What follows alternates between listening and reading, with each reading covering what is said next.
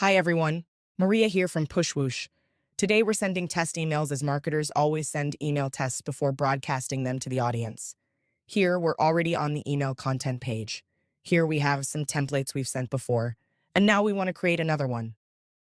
We have multiple options. We can choose from one of the pre-built templates, use a drag and drop editor to design an email from scratch, or import the HTML template from another tool. For a quick test, we will use one of the templates. I'm going to go with a welcome app, so I click to use the template. And I can scroll and edit it. I have pre-built buttons I can change. You can adjust all the links.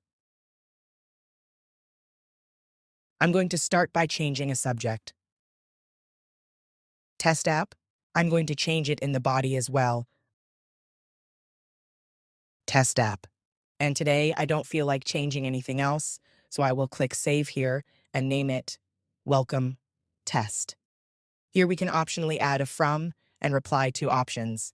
I will add my name and my email. All right, and I click Save. As soon as I save my template, the test email button becomes active. Here we can send it to ourselves to check whether we're happy with how it looks before the send out. Okay, send test. I can go to my inbox and check how it looks.